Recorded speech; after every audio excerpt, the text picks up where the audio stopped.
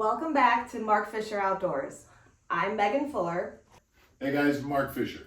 So when I first started with all this, learning about fishing and everything, I know I had a lot of misconceptions. I thought that fishing was just for fun and that you got a lot of cool new things. I remember one time saying how cool it was that you had gotten a new truck and you compared it to a hammer. So I want to talk about some of those misconceptions.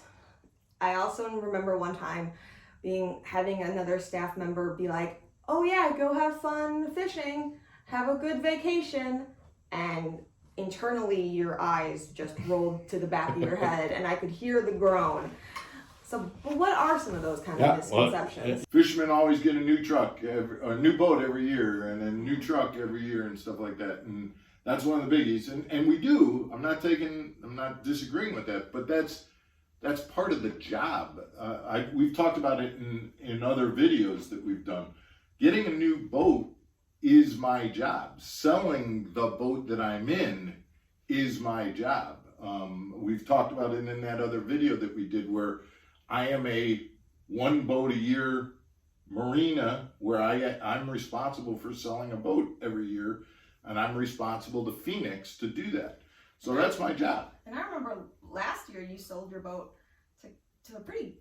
Yeah, it wasn't a good situation, and it took a long time, and the guy was not a great customer, and so, but that's our job is to deal with those kind of people and get it done. And so it doesn't, some years it's great. This year it's phenomenal, and the guy that's buying my boat is a terrific guy, and and most years it's like that, I gotta be honest, but it can be tricky. Yeah. Same with the truck. And you said I compared, these are tools. Our boats, right. our trucks, that kind of stuff, these are tools. I don't get that excited about it, but I do make sure that the tools that I use are the best quality tools, which is why I use a Phoenix and have been in Phoenix for going on 4 years now since they've been coming out, because I'm really impressed with the quality of it, and I will stick with Phoenix boats because of the quality, just like a carpenter will come up with a certain tool that they like and they will use it because it's a good quality tool. Okay. But the fact that it's new, that's just part of the job. I need to replace it, I need to get a new one, and I need to go through all of the headaches that go along with replacing that boat each year. What are some of the other ones? Oh, well, you mentioned the I'm at work and somebody says, oh, they know I'm going to be gone for a week, and they say, have a nice vacation. Right.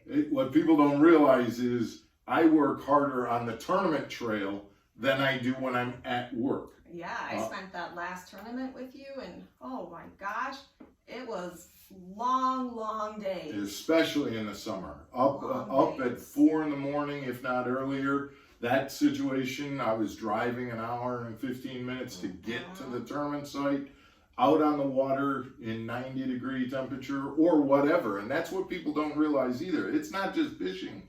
When you're going on a fun fishing day, if it's pouring rain, you don't go. You bag it. You don't go. You end up doing something different. You stay in the cabin and drink beer.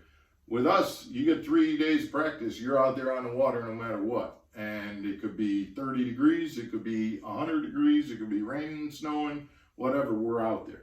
And we don't have a choice. The tournament is when the tournament is. So it's not always fun. It's definitely long days. And I don't think people realize that, like I said, up at 4, out there from daylight to sundown, then you got to get back home, grab something to eat, fix whatever broke, retie whatever didn't do, what you need to on your rods and reels, make the changes that you need to, shower, that sometimes that one doesn't happen, just because that's probably the last priority.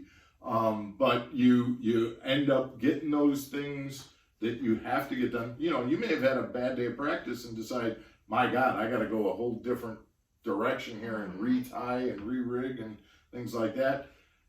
After you've done all of those things like showering and eating, hopefully, you get a little bit of time talk to the people at home and things like that before you go to bed, wake up and do it again. And you're not doing that, you're doing that for 5-6 days straight. Right. Oh, and by the way, that's on top of you just drove 12 hours, 14 hours, 20 hours to get from Chicago area to Florida or something like that. And at the end of it, you got to drive all that way back. Right.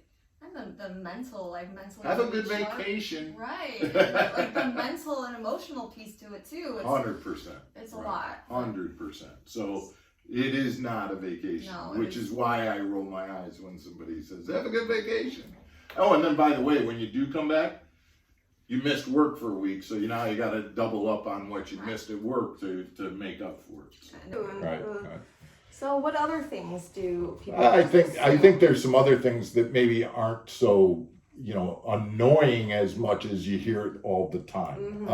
There isn't a time when I pull into a gas station that somebody doesn't walk by the boat and look at my graphs and go, do you get channel 4 on those graphs? Because I got graphs on my boat that are 12 inches and those hummingbirds are kind of big, and somebody will walk by and ask, because they look like TVs. So they'll ask, can you watch TV? Yeah, do you watch TV on your boat? and those are just kind of things that you just routinely kind of, I do. Sometimes the reception's not so good out in the middle of the lake, and you just you come up with standard answers. What are those big black things on the back of your boat, referring to the power poles and the shallow water anchors, and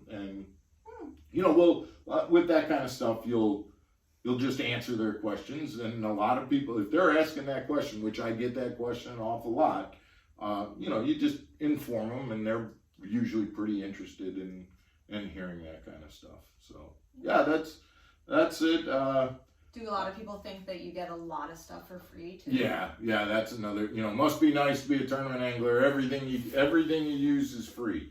Free fishing poles, free reels, free boat, free, everything. And boy, I tell you, I'm not at that level, and there aren't a lot of guys that are at that level. We certainly have, relationships with certain companies where we get discounts and things like that. And I'm not saying that some of that doesn't happen, but there's everything in this business is about making the costs equal out at the end of the year. So if you are getting paid a certain amount from sponsors, people don't realize that amount that you're getting paid from sponsors doesn't just pay for your entry fees. There's also the travel costs, there's the insurance costs, there's the food and lodging that we have to pay for once we get there, fishing licenses and things like that. All we're trying to do is at the end of the year make the expenses balance out with the income that we're receiving, so that hopefully, if we're in that situation, we're not just relying on winnings to be able to break even or make a profit. That could probably be its own video. Oh yeah. Because I don't understand. And a lot of guys have done that video, and believe me, it's not a pretty video. If you're a young person looking at getting into tournament angling, it's a video. It's definitely something you should look at, because it is not a pretty sight right now in this day and time to think about becoming a tournament angler if you want to do it as a living. It is not good. Yeah. So when people look at you and go, "Oh, it must be nice to get everything for free," that's another one of those things like, "Oh, it must be nice to go on vacation and go fishing." It's not really true. There's a perception out there, but not really true. I think I've just been learning something and want to do another video, because I don't know how any of that works. Well, hopefully it was informative, and you know what, we talk about this all the time, guys, but if you guys have questions about what it's like to be on the road or things that you think about, they aren't stupid questions. They're things that a lot of people think about, and we'd love to talk about them on the channel. Absolutely. So please, if you haven't yet, please subscribe to the channel. Give this one a like if you liked it, and please ask questions and send your comments, and we'd love to hear from you. Yep. There's no stupid questions. Absolutely. So we'll talk to you again tomorrow. Thanks. Bye.